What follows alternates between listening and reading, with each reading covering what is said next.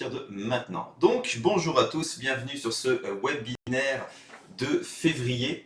On va passer à travers plusieurs questions parce que je pense que les nouveaux qui ont joint la formation entre décembre et janvier ont pas mal tous à peu près les mêmes questions et également, vu qu'on a rajouté les modules sur les indices, il y a beaucoup de questions par rapport aux indices. Donc, on va faire le tri un petit peu des questions. Je commencerai par une première question de Pascal. Pascal qui demande, pour les débutants, lorsque l'on commence à utiliser Jigsaw, faut-il dès le départ mettre l'ensemble, c'est-à-dire Dome, Tape, Power Meter, afin de progresser avec le visuel final, ou rajouter le Tape vraiment quand on est à l'aise avec les dômes? Alors, c'est sûr que moi, je vous conseille très fortement de rajouter le Tape et le Power Meter. À savoir, si par manque d'espace sur votre écran, vous ne voulez pas rajouter ou que vous ne pouvez pas rajouter le Power Meter, à ce moment-là, c'est pas grave. D'accord? Je vous dirais que le Power Meter, c'est vraiment en option. Mais le tape, ça va vraiment être un outil qui va être super important. La raison est super simple, c'est que ça permet de décomposer ce qu'il se passe dans le Inside Print.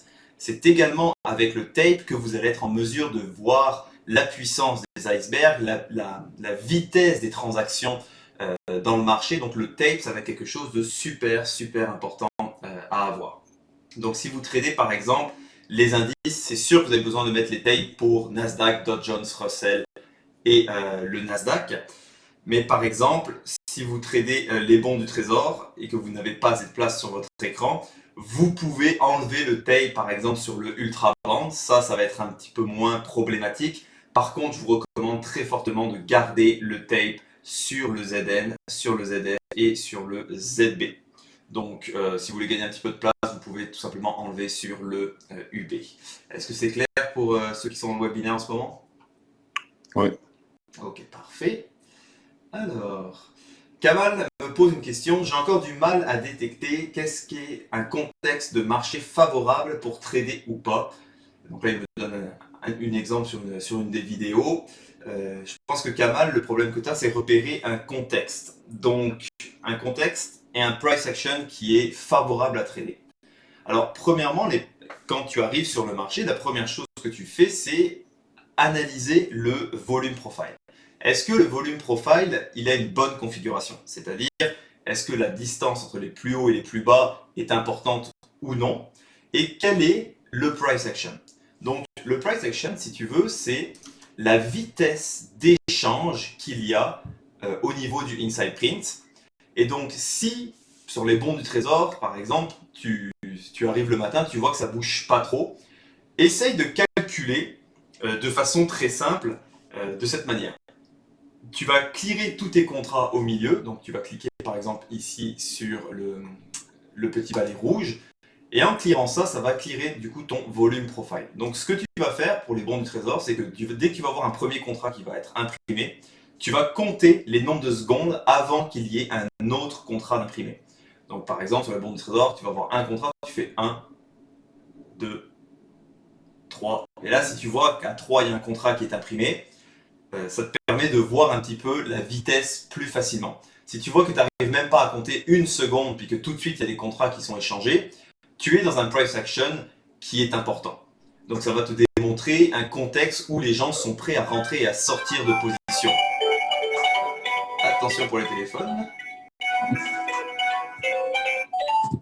Désolé. Il n'y a pas de problème.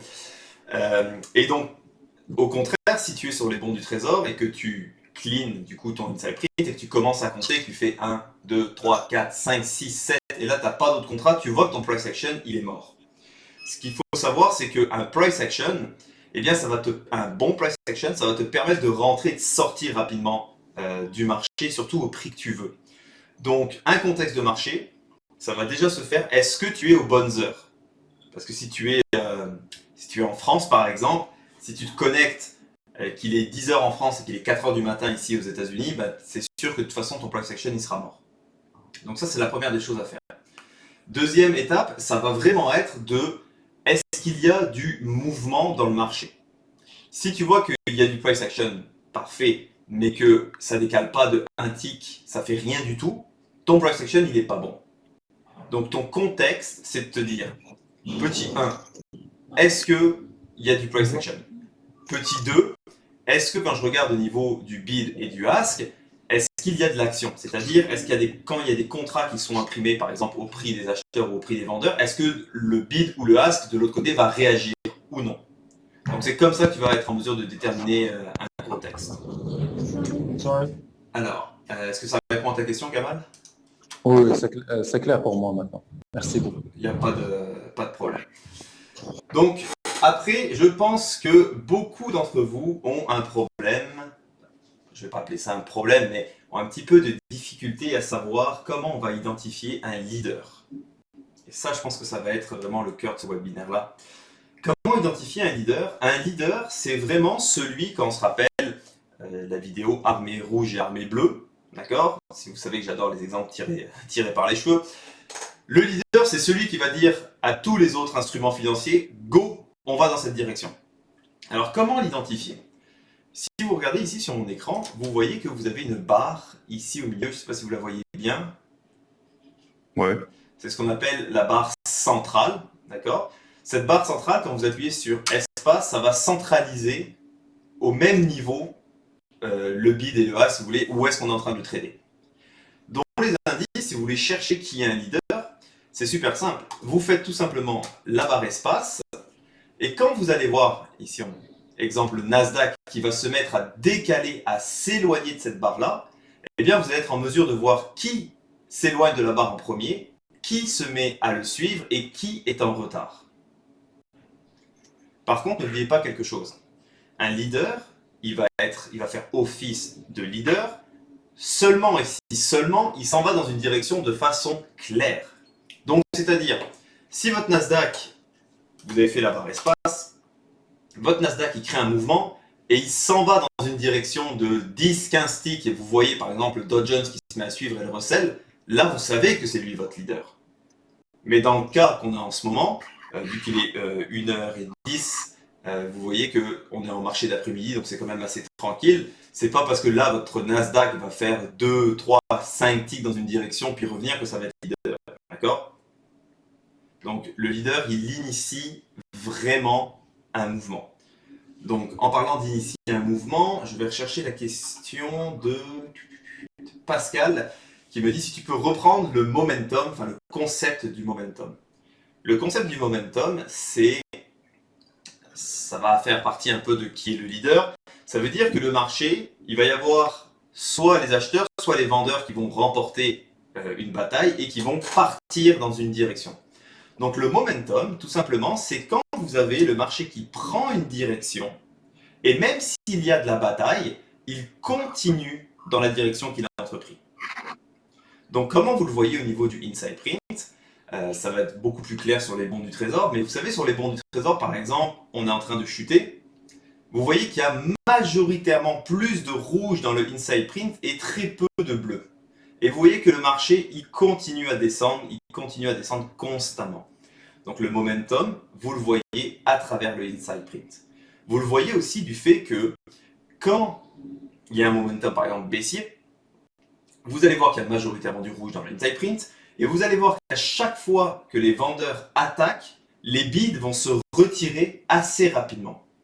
Ça va démontrer que les vendeurs se rendent compte qu'il y a ce momentum qui est contre eux, que la force baissière est plus forte et à ce moment-là, eh bien, les acheteurs vont tout simplement prendre peur et vont se dire c'est pas la peine que je laisse mes ordres dans le marché, je veux pas être exécuté. Si je suis exécuté, je vais me retrouver, le marché va aller contre moi. Donc ils vont rapidement retirer leurs ordres.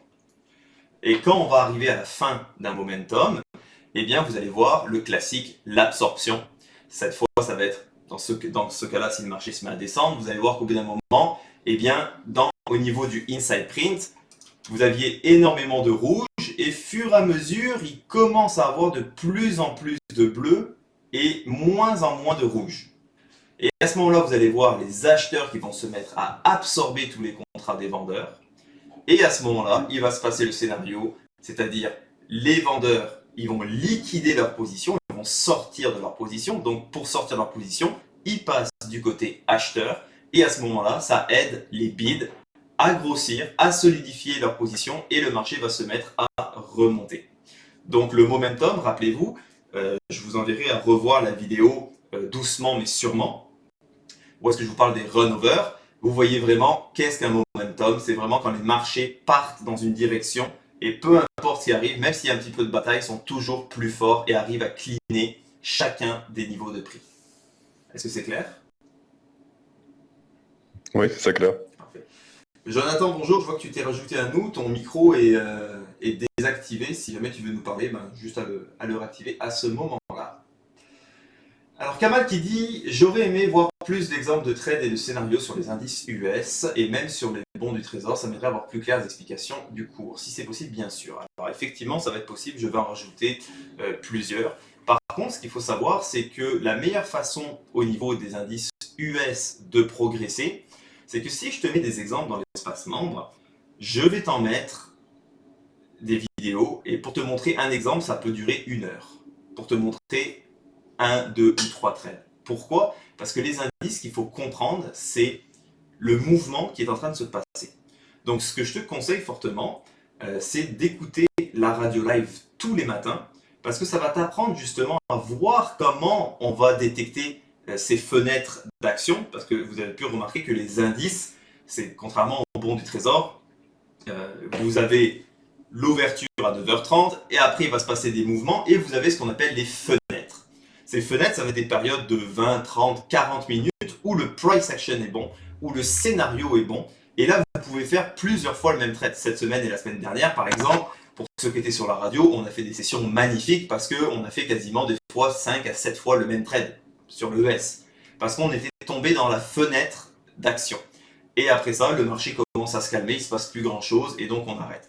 Donc le mieux, oui, je vais rajouter des exemples pour répondre à ta question, mais si tu veux progresser beaucoup plus rapidement, ça va vraiment être de joindre la radio live parce que tous les matins, vous allez m'entendre commenter ce qui se passe.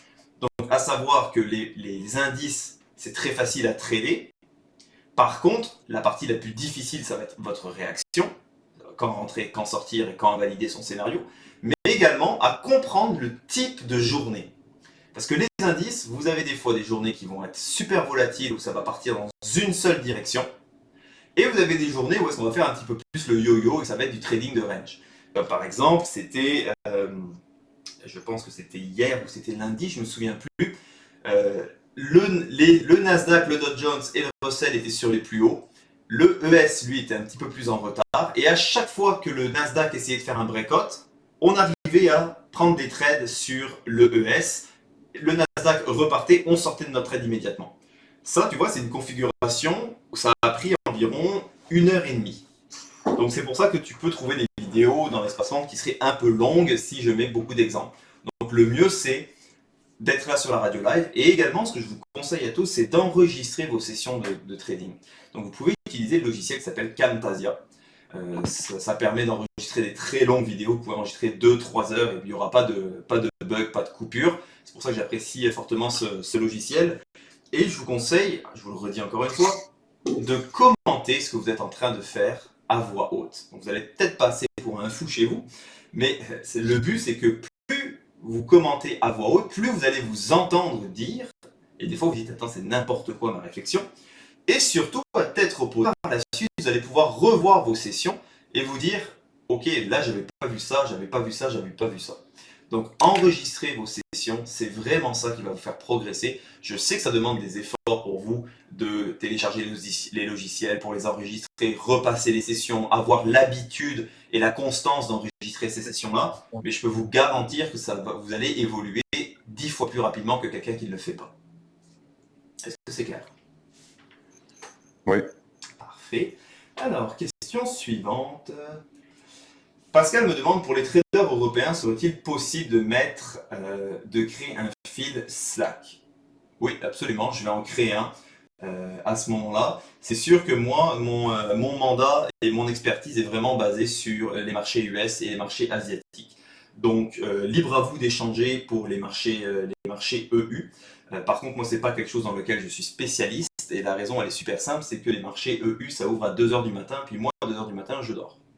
Donc, je pense que, je veux dire, entre les marchés US le matin, les marchés asiatiques le soir, à un moment donné, donné, il faut vivre aussi. Là. Donc, par contre, est-ce que vous pouvez appliquer les mêmes stratégies qu'on voit dans la formation au marché EU? Absolument. Par contre, vous allez devoir adapter. Donc, les marchés EU, ils vont avoir un petit peu plus de volatilité quand on parle par exemple du DAX, c'est quand même un indice qui est assez volatile et des carnets lourds et des carnets légers. Alors, est-ce que les concepts d'analyse du volume profile restent les mêmes? Absolument. Est-ce que l'absorption, le backticking, les icebergs, ça reste exactement le même? Ce que vous voyez dans des carnets d'ordre, vous pouvez les appliquer à n'importe quel marché, évidemment des marchés futurs, des marchés centralisés. Vous pouvez l'appliquer à n'importe quel marché sur les futurs. Par contre, il va juste falloir apprendre à connaître la personnalité de ce marché-là. Donc, dans un premier temps, comment vous allez faire? Pour ceux qui veulent faire du marché EU, eh bien, tout simplement, vous allez mettre vos instruments. Je vais juste aller me chercher la petite note, si vous permettez. Ça sera pas bien long.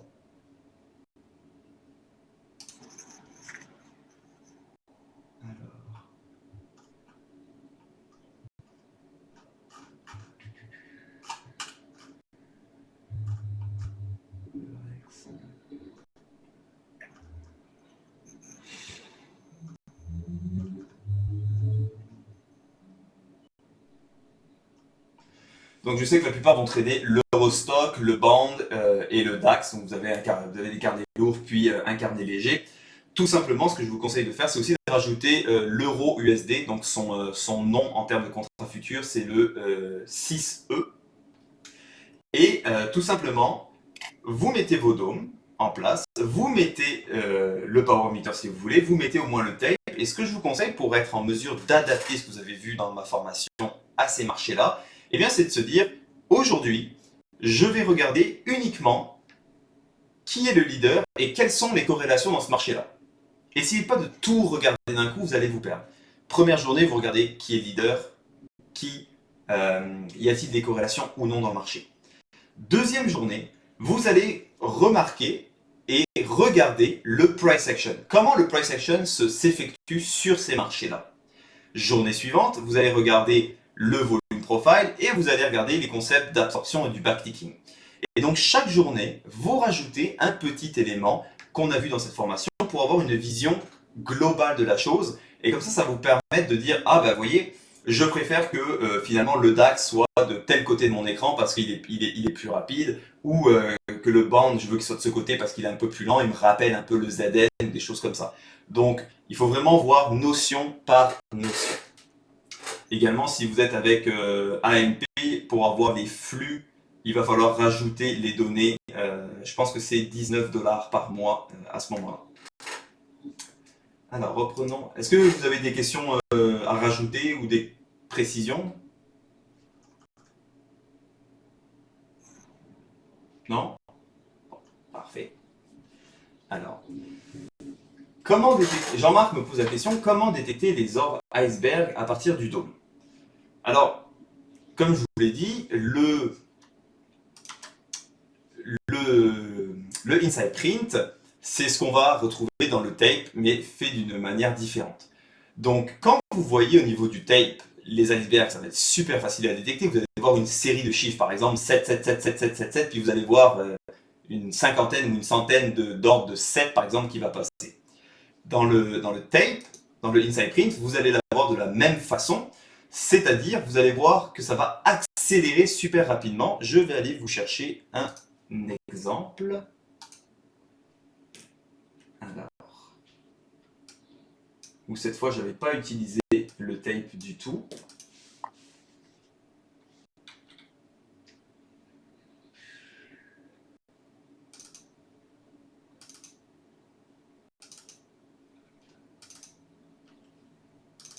Ok. Alors, un exemple de iceberg qui tape.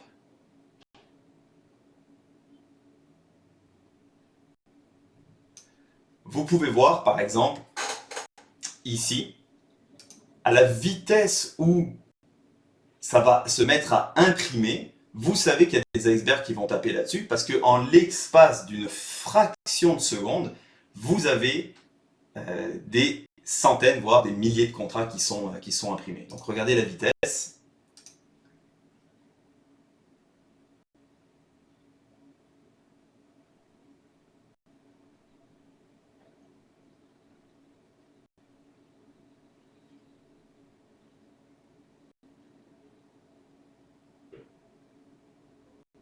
Attendez, j'ai un petit ralentissement de mon côté. Okay. Je ne sais pas si c'est évident pour vous, mais vous pouvez voir qu'en l'espace de quelques secondes, 2400 contrats qui sont imprimés. Si on avait regardé au niveau du tape, vous auriez vu un ordre iceberg défiler. Donc c'est sûr que quand on regarde uniquement au niveau du dôme, ça va être un petit peu plus difficile. Vous pouvez le voir, l'iceberg, mais ça va être un petit peu plus difficile de voir la différence entre l'iceberg qui est en train de taper et s'il y a des mecs qui sont en train de balancer des contrats. Parce que n'oubliez pas, s'il y a un ordre iceberg qui balance par exemple du 5 contrats, il va prendre 2000 ou 3000 contrats, c'est complètement différent l'analyse que vous allez avoir par rapport à des gens qui vont mettre 50, 100, 200, 500 contrats. On s'entend? Donc, cette différence-là, vous allez être en mesure de le voir dans le tape. Donc, je vous conseille vraiment fortement de continuer à utiliser le tape parce que le tape, c'est vraiment ça qui va affiner et décortiquer exactement ce qui se passe dans le Inside Print. Est-ce que ça va? Oui. Parfait. Alors, on n'a pas trop de questions pour ce webinaire-là. Jonathan me pose la question, que penses-tu de Bookmap? Avantage ou pas? Alors, tout ce qui est Bookmap, regardez, je peux vous faire un exemple ici. Donc, Jigsaw l'appelle Vista, en quelque sorte. Donc, Vista, c'est, comme le Bookmap, c'est un peu le rayon X des carnets d'ordre, de savoir qu'est-ce qui est en train de se passer. Personnellement, moi, je m'y étais intéressé pendant un moment et honnêtement, je n'ai pas trouvé d'utilité. J'ai plus trouvé que ça donnait beaucoup d'informations qu'on avait déjà de toute façon en regardant le tape et en regardant ce qui se passe au Inside Print. Donc personnellement, si c'est quelque chose qui vous plaît ou si c'est quelque chose qui vous intéresse, libre à vous de le faire. Par exemple, moi je trouve que ça va plus vous distraire qu'autre chose. Les informations qu'on a à ce niveau-là, vous les avez déjà au niveau du tape, au niveau du Beat, du Ask et du Inside Print. Donc moi, c'est pas quelque chose que j'apprécie, c'est pas quelque chose que j'ai passé énormément de temps pour maîtriser cet outil-là.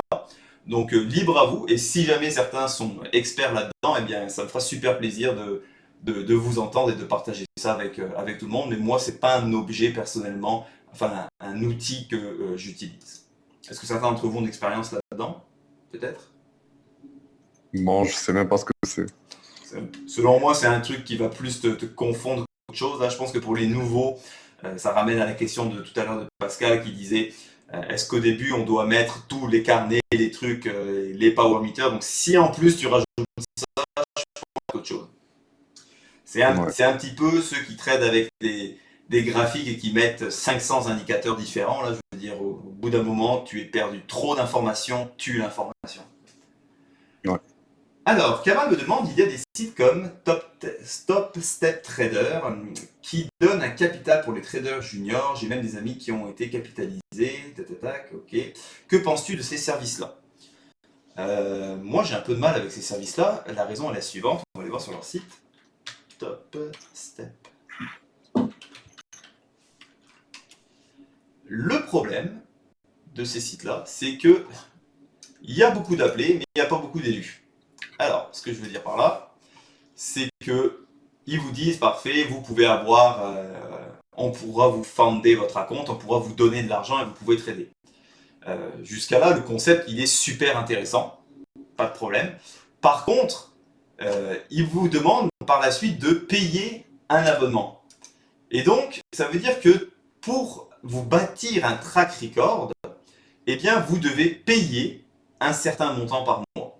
En plus de ça, si jamais vous voulez réinitialiser votre track record parce que vous avez fait des mauvais trades, vous pouvez payer pour effacer votre track record. Donc, ce concept-là, moi, je trouve que ça C'est plus pour essayer de vendre l'espoir aux gens de se faire fonder leur account. Moi, je connais une seule personne qui a réussi à le faire. Ça a été un processus ultra long. Et au final, eh bien, il n'a pas été content. Donc, il s'est servi justement de ces track records pour aller chercher du capital ailleurs. Donc, de toute façon, si vous êtes en mesure de démontrer que quand vous tradez, que premièrement, vous protégez le capital et deuxièmement, que vous êtes constant, aller chercher des investisseurs, ça va être vraiment le dernier de vos soucis. Parce que si vous démontrez que quand vous perdez un tick, vous perdez 2 ticks et que ça ne représente pas 10% de la valeur du compte, quand vous allez voir un investisseur, la première chose que vous devez lui dire, c'est pas lui dire « Tiens, regarde, voici, tu peux faire 30%. » C'est lui dire et lui démontrer « Regarde, la première chose que je fais, c'est sécuriser ton capital. » Donc ce genre de plateforme-là, honnêtement, je suis vraiment sceptique. Je pense que c'est plus intéressant pour vous de vous perfectionner et de devenir excellent dans ce que vous faites et par la suite aller chercher des investisseurs du côté privé plutôt qu'essayer de rentrer dans ce genre de truc. Après, si vous connaissez des personnes qui ont des bonnes expériences, ça me fera plaisir d'en discuter avec vous. Mais du peu que j'ai entendu, c'était pas terrible.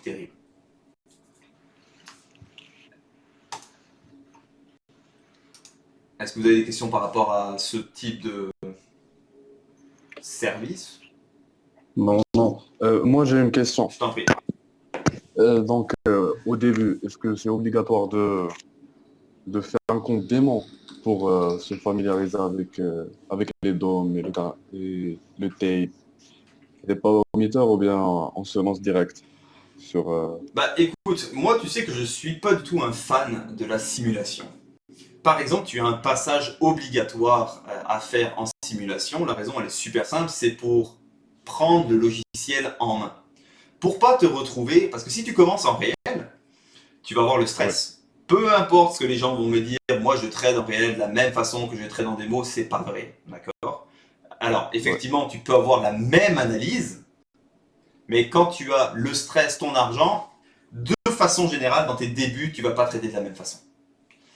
Donc, je te conseille, moi, de passer au moins une semaine pour justement apprendre à bien sortir tes ordres, à bien gérer ton nombre de contrats, à regarder est-ce que quand je prends des contrats, est-ce que j'ai fait une ATM stratégie, où sont mes comptes, qu'est-ce qui se passe si jamais j'ai un bug sur la plateforme, comment tout canceller, comment bien fermer les choses, tu vois, et faire les petits changements que tu dois faire sur tes dômes s'il y a matière à.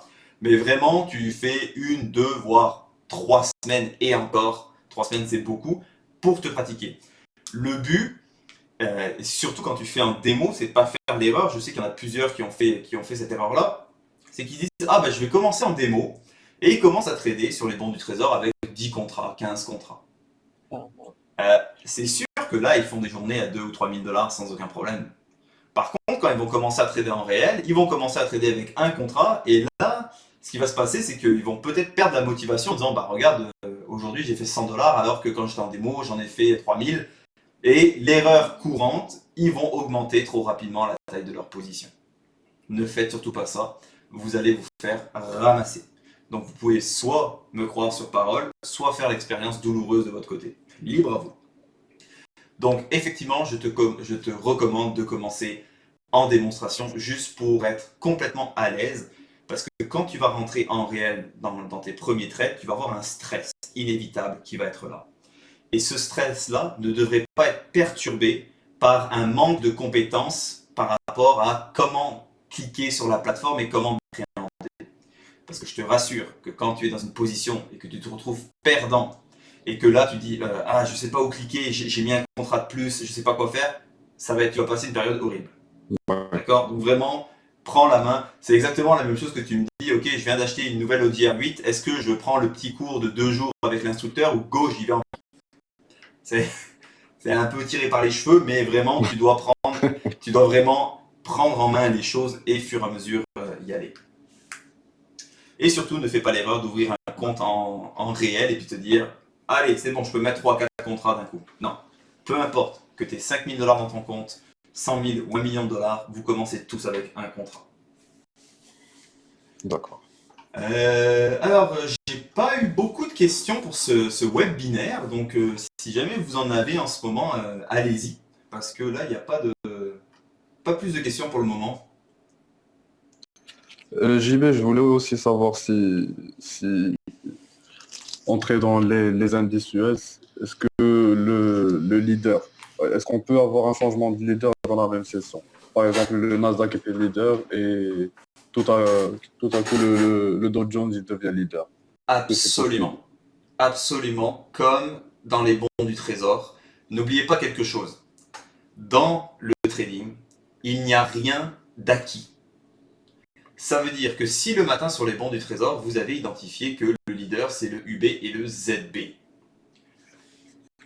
et qu'il y a une corrélation donc entre tous les bons qui fonctionnent à l'unisson, que vous voyez que ZB et UB sont les leaders, qu'il y a une corrélation inverse avec les indices, ne prenez pas pour acquis que toute la session ça va être ça. Ça peut très bien changer au fil du temps. C'est bien pour ça que tout le monde rigole quand je dis ça, mais quand je fais les fameuses pauses oculaires, c'est-à-dire que toutes les 45 minutes, voire gros max 1 heure, je me lève de ma session de trading, j'invite tout le monde à faire la même chose, vous allez faire un café, vous allez pisser, vous allez promener les chiens, bref, vous sortez complètement. Pourquoi? Parce que quand vous allez revenir, vous allez refaire l'analyse complète pour voir si vous n'avez pas manqué un petit truc. Et vous allez vous en rendre compte que bizarrement, eh bien la majorité des gens disent « Ah ben je me suis pas rendu compte que finalement ZB il était plus leader. Ah je me suis pas rendu compte que la corrélation qu'il y avait entre les bons et les indices, elle était beaucoup moins forte qu'au début. » Parce que quand vous êtes concentré vraiment sur une seule chose pendant une longue période de temps, vous oubliez de regarder les petits détails. Et les carnets d'ordre, tout est dans les petits détails. Donc, je ne sais pas si tu étais là, je pense que c'était mardi.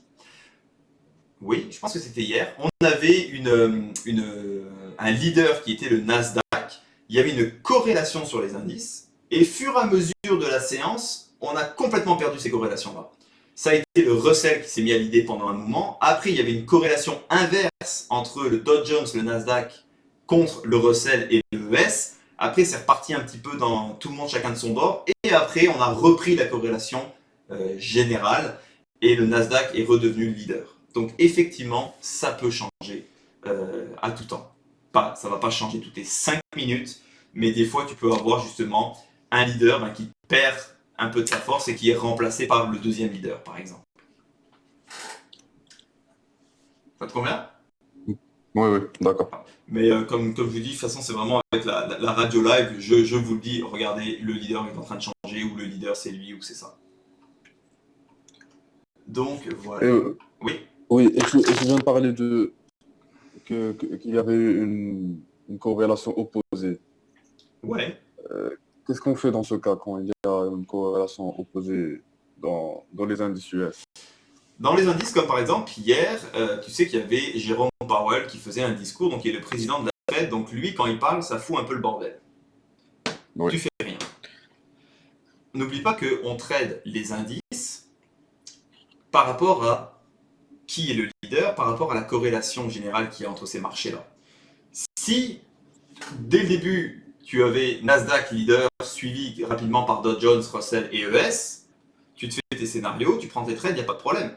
Mais si au fur et à mesure de la session, tu commences à voir le Nasdaq qui part dans un sens, le Russell dans l'autre, le Dow Jones, et qu'il n'y a plus rien de logique, tu n'as rien à faire sur les marchés à ce moment-là. Tu n'as pas à rentrer de position. Parce que s'il y a un désordre et qu'il n'y a pas de logique, comment, de ton côté, tu peux prendre des trades de façon rationnelle? D'accord. Tu peux absolument, tu peux pas prendre ça. C'est exactement la même chose sur les bons. Si tu avais le ZB qui lui monte, UB qui descend, le ZF qui fait le yo-yo, le ZN tu sais pas trop ce qu'il fait, est-ce que tu vas prendre une position dans le marché? Absolument pas. Donc c'est la même chose sur les indices. Alors, y a-t-il d'autres questions que je n'aurais pas passé à travers? Alors Martin nous a fait un super beau dessin. Ça, faut que je le mette. J'espère que j'ai bien compris sa question. Martin il nous parle des ordres iceberg, en fait, et l'absorption.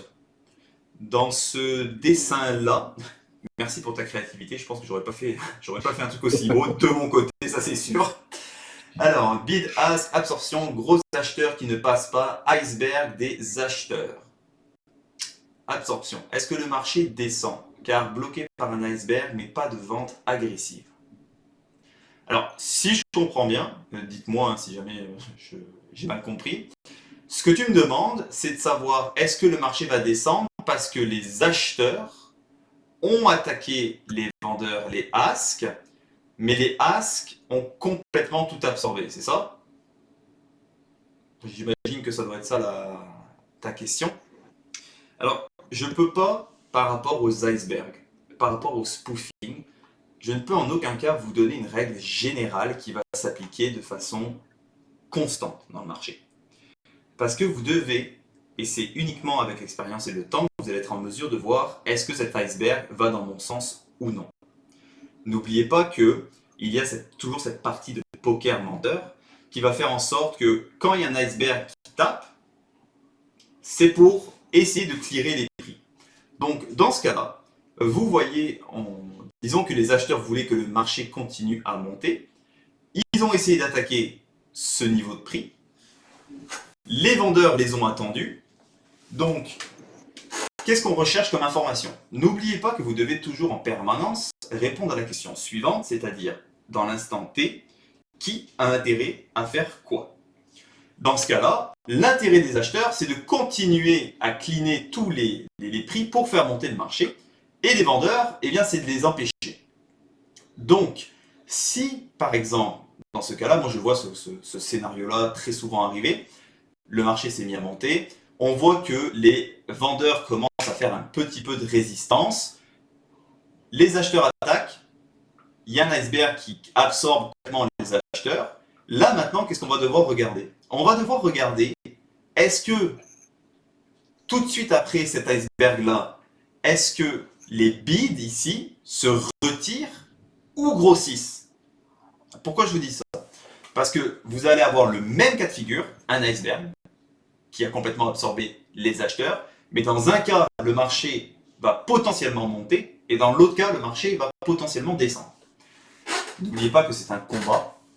Donc, si on a les acheteurs qui ont attaqué et qui se sont fait absorber, mais que malgré l'absorption des vendeurs, les acheteurs ici, les bids, continuent à grossir, qu'est-ce que ça fait? Ça démontre aux vendeurs, vous nous avez absorbés, mais pas de problème, on est là. Ça, dans ce cas-là, tu vas pas te mettre à shorter. Parce que les bids sont encore bien présents et que les vendeurs n'ont pas attaqué. Par contre, deuxième cas de figure, donc exactement la même chose, mais deuxième cas de figure. Les acheteurs font monter le marché, on arrive ici, on est complètement absorbé par les vendeurs, mais cette fois, les asks, en plus d'avoir absorbé les contrats acheteurs, les asks se mettent à grossir et les bids ici se mettent à se retirer. Dans ce cas-là, ça vous démontre quoi? Ça vous démontre que les acheteurs, ils se rendent compte que les vendeurs les attendent, ils ont peur et ils retirent leurs ordres. Et à ce moment-là, vous allez voir les asks qui vont se mettre à attaquer les bids. Et là, potentiellement, votre marché va se mettre à descendre. Et dans le cas que je vous parlais tout à l'heure, eh bien, tout simplement, si les bids grossissent, que les asks diminuent malgré qu'ils ont absorbé, potentiellement, vous allez voir le marché se mettre à monter parce que les bids savent qu'ils font peur aux vendeurs et donc vont continuer leur attaque. Est-ce que c'est clair? Oui, oui. Ouais, parfait. Dans l'autre dessin, absorption suite à l'ordre iceberg. Alors, absorption, gros vendeur qui attaque, iceberg des acheteurs qui secouent là dans le inside print. Les marchés devraient descendre car il y a eu une vente agressive. J'essaie de comprendre. Donc le marché, il est monté, mais les vendeurs, ils se sont mis à attaquer les bids. Je pense qu'on comprend tous la même chose. Ouais, le marché devrait descendre car il y a eu des ventes agressives. Bien, encore une fois, c'est exactement l'exemple que je t'ai donné ici. Si il y a eu cette montée-là, qu'on voit que les vendeurs se sont mis à attaquer agressivement les bids ici, souviens-toi, qu'est-ce que tu dois regarder? Est-ce que les bids suite à l'attaque grossissent ou réduisent? Si les bids se mettent à grossir et que les vendeurs ne continuent pas leur attaque et que parce que les bids grossissent, les asks de l'autre côté vont se mettre à réduire, à ce moment-là, le marché va avoir tout le potentiel à continuer à la hausse. Par contre, si on voit cette absorption et qu'on commence à voir du backticking, donc c'est-à-dire les asks qui se mettent à grossir, les bids qui se réduisent, à ce moment-là, ça peut être ton absorption, backticking et retour sur le marché. Est-ce que c'est clair? Ouais. Ouais.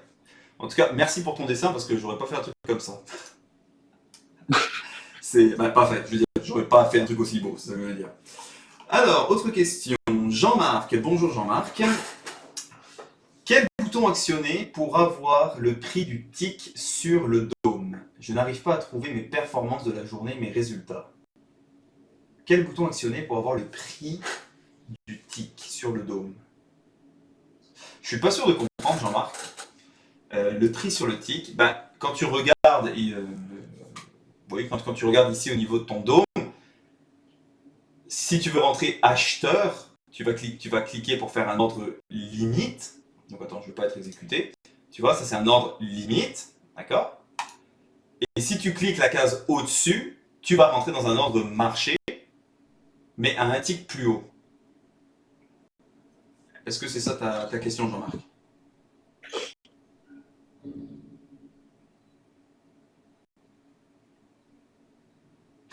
Jean-Marc est en train d'écrire, donc on va voir sa réponse.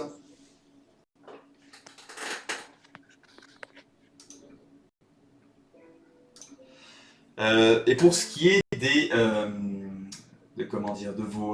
vos performances, vous devez aller sur le Control Center de Jigsaw. Le deuxième icône, c'est les billets. Et vous allez voir, ça va vous ouvrir une fenêtre. Et à ce moment-là, vous pouvez aller voir dans l'onglet qui va s'appeler Position.